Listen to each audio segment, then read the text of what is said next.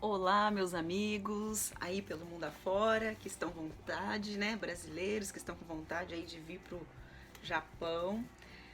Esse canal foi criado para contar um pouquinho da minha experiência pessoal, que sempre tive vontade de morar fora do país, mas que nunca me imaginei vindo aqui pro Japão.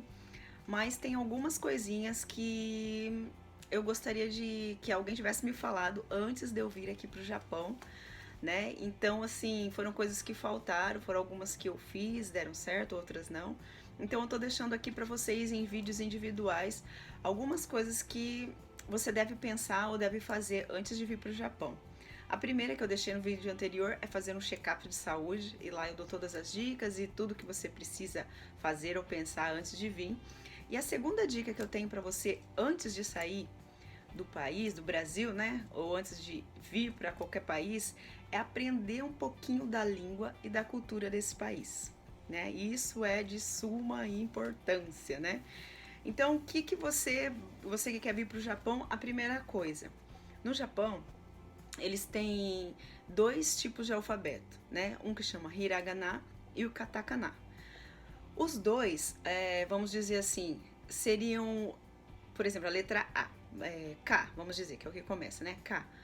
A letra K, ele tem uma letra no tem um símbolo, né? Uma letra no hiragana e uma letra no katakana.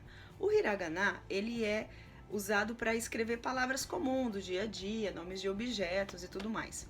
E o katakana é para escrever palavras que venham do exterior. Então, alguma coisa que, por exemplo, os nossos nomes, né? Nome de pessoa é escrito com katakana. E os japoneses que estão aqui, aí eles já vão misturar esses dois alfabetos e usar o kanji, que são aqueles símbolozinhos mais desenhados, que daí já tem mais de 4.000 e tantos kanjis no caso para aprender. Mas enfim, o básico a gente deve aprender um pouco, né, antes de sair da nossa terra, porque isso facilita muito. Eu tô aqui 1 ano e 6 meses mais ou menos. Antes de vir para cá, eu comecei a aprender o hiragana, katakana. Eu deixei aqui escritinho aqui para vocês, ó. Hiragana, katakana, né? O R aqui tem, o R tem som de, o R não, o H tem som de R, né? Hiragana e katakana. Vocês procuram assim no YouTube ou procuram assim na internet que vai aparecer o alfabeto para você ir decorando e tudo mais. Eu vou deixar aqui o nome Nihongando com Nanda, né? Escreve assim, ó, Nihongando com Nanda, que é um canal muito legal, uma moça aqui do Japão mesmo, é uma brasileira que tá aqui, casada com um japonês, e ela dá aula, e ela explica de uma forma bem agradável, bem tranquila, assim, dá pra aprender bastante coisa com ela. Então, o que acontece, né, quando a gente vai sair daí, eu comecei a aprender isso aqui. Tem alguns aplicativos que você pode, que eles vão te dando palavras, mostra o desenho, te dá a palavra, e você vai aprendendo como chama cada coisa, também é importante. Então, qualquer coisa que você aprenda é válido, né? Então, você pode começar a aprender os comprimentos, né? Você pode começar a aprender como você faz para perguntar o preço, né? É importante você aprender os numerais, né? Que aqui também tem muitas diferenças nos numerais. Daí a gente fala, ai, que língua complicada. Mas no Brasil também, por exemplo, você conta 1, 2, 3. Se você quer ordinal, né? Você vai primeiro, segundo, terceiro, quarto, né? Então, assim, aqui também tem essa forma também de usar os numerais. Então, quando você vai falar o dinheiro, você quer falar R$1, R$2, R$3. Aqui também, cada número, no caso, por exemplo, digamos, uma nota de 1.000 ienes, né? 1.000, eles falam 100 ienes, mas é 1.000, entende? Então a moedinha de 100, né, no caso que é o hakuen. Então assim, é importante você saber como chama cada nota e como você fala o nome do dinheiro também, porque às vezes você vai em algum caixa, compra alguma coisa e não vai ter ali aparecendo os numerais. Quando aparece, tudo bem, porque daí você já viu o número, você sabe que dinheiro que é, você vai lá e pega na carteira. Mas já aconteceu, às vezes, em algumas lojas de roupa, mercado não, mas lojas de roupa, às vezes, ou algum departamento que você vai, que eles, tipo, vai lá e pega e fala o dinheiro pra você.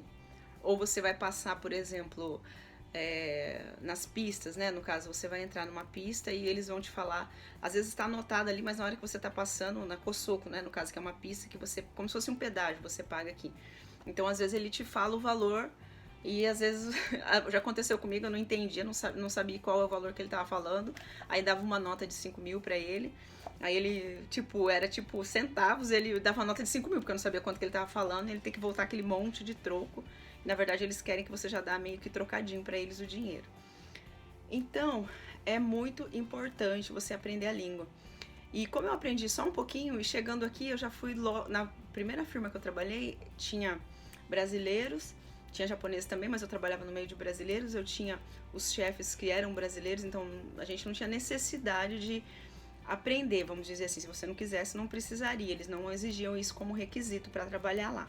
E depois eu fui trabalhar na escola brasileira, então isso fez com que eu ficasse relaxada, e daí o ritmo daqui de vida também é muito frenético, muito corrido, e daí você vai deixando pra lá e acaba não estudando mais, não aprendendo mais a língua japonesa. Isso é uma coisa que nos cursos que eu andei indo, às vezes eu encontro pessoas que já estão aqui há 20 anos, há 15 anos, e que agora estão voltando a estudar porque vem a necessidade, mas que dependendo do horário de trabalho, de repente você vai para uma firma que você trabalha uma semana de dia e uma semana à noite. Então você chega em casa, você precisa dormir. Final de semana você tem que comprar as coisas para casa. Às vezes a pessoa trabalha no sábado.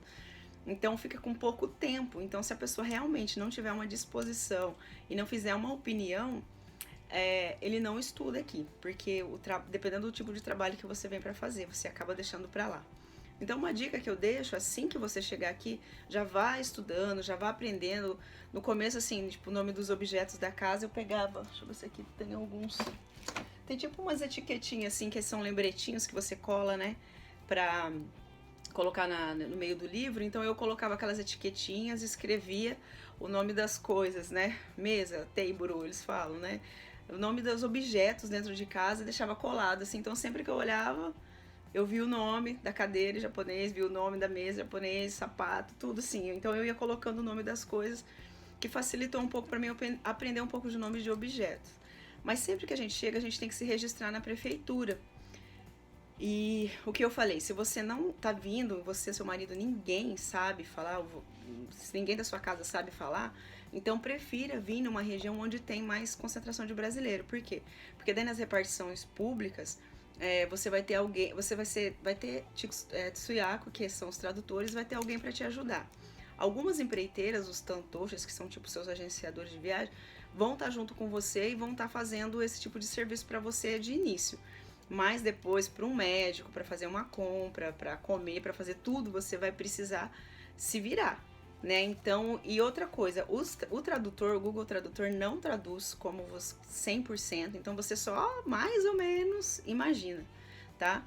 Então, não traduz certinho, às vezes você coloca e bota lá para eles ouvir, nem todos estão interessados, às vezes, principalmente no mercado, aqui na região que eu tô pelo menos, são mais senhoras de idade que estão, elas não estão muito interessadas em querer ouvir aquela tradução do Google Tradutor para te ajudar, não. E às vezes a gente fala, eu sei falar inglês, inglês se fala em qualquer lugar do mundo, lá eles vão falar inglês. Não, eles não vão falar inglês, e o inglês deles tem um sotaque próprio deles aqui, você não vai conseguir entender e eles não vão conseguir se comunicar com você. Às vezes uma ou duas palavras e eles vão gesticular, vão tentar ajudar, mas eles não vão entender o inglês aqui seu.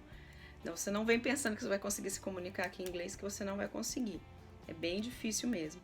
Então, aí quando você chegar na prefeitura, você já pede, tem algum curso de língua japonesa, de Nihongo, né, que eles falam que é a língua japonesa.